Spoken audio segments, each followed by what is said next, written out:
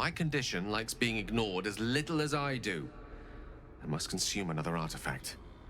And soon.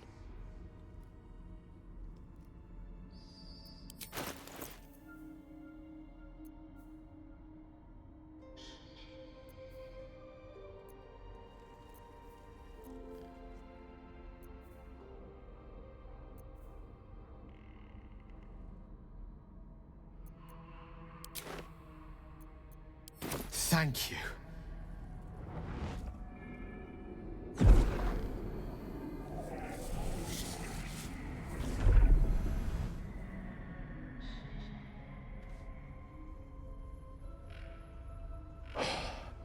Good gods.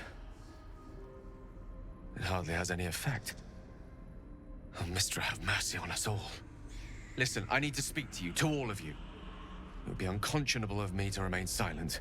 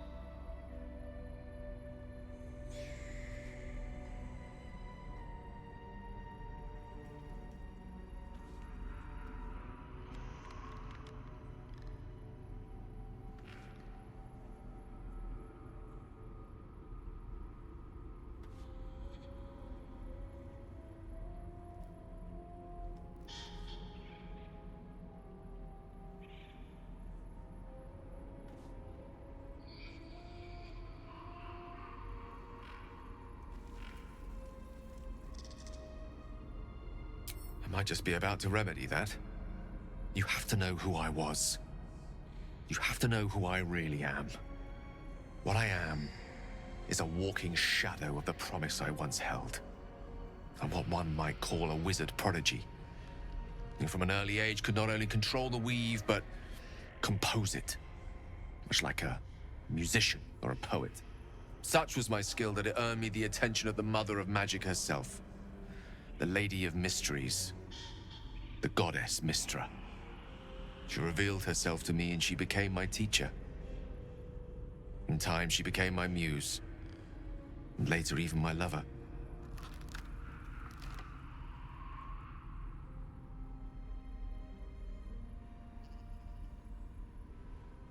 I am, after all, the villain of the tale. We enjoyed each other's company. Body, mind, and soul. But even so, I desired more. You see, no matter how powerful a wizard we mortals can become, we never scratch more than the surface of the weave. Mystra keeps us in check. There are boundaries she doesn't let us cross, yet every time I was with her, I stood on the precipice, gazing into the wonders that lay beyond.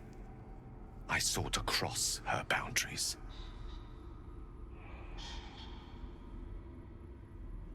Quite. I tried to convince her. I pouted. I pleaded. Swore my ambition was only to serve her better. She only smiled and told me to be contented. But inconceivable as it seems to me now, I shared a bed with a goddess, and yet I wasn't satisfied.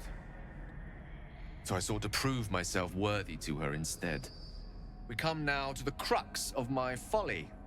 Shall I share the story behind it, or would you rather head straight to its sordid finale? Very well. Here goes. Once upon a very long time ago, a mighty lord lived in a tower.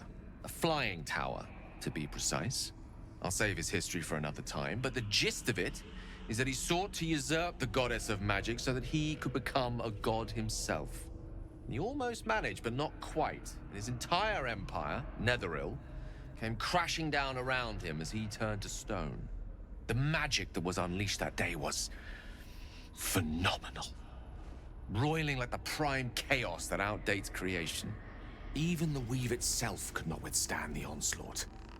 fractured, then shattered, and all magic was lost to the mortal realms, until the day Mystra returned. She restored the weave, reuniting all its scattered shards. Or so I thought. Until, in the course of my studies, I learned of a book.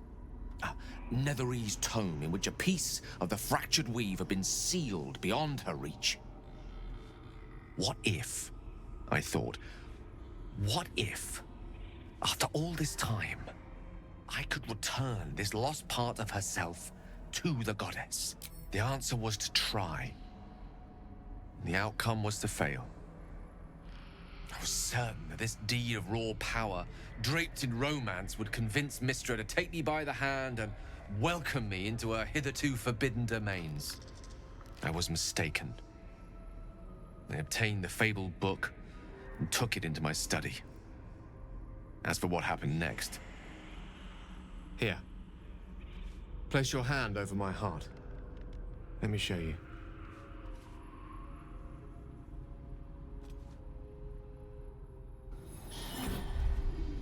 You feel the tadpole quiver as you realize Gale is letting you into the dark. You see through Gale's eyes, staring down the corridors of a dread memory.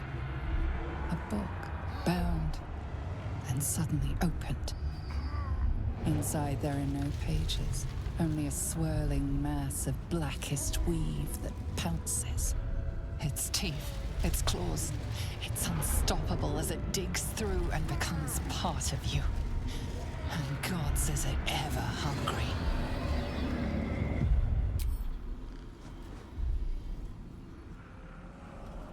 Terrifying, isn't it? And that is only the beginning. This Netherese blight, this orb, for lack of a better word, is balled up inside my chest. And it needs to be fed. As long as I absorb traces of the weave from potent enough sources, remains quiet. Were it ever to fully destabilize, however, I will erupt. I don't know the exact magnitude of the eruption, but given my studies of Netherese magic, I'd say even a fragment as small as the one I carry, it'd level a city the size of Waterdeep.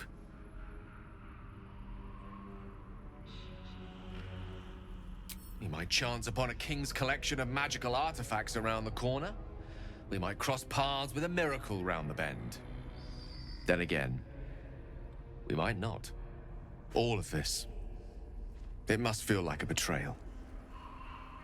Say the word, and we'll part ways.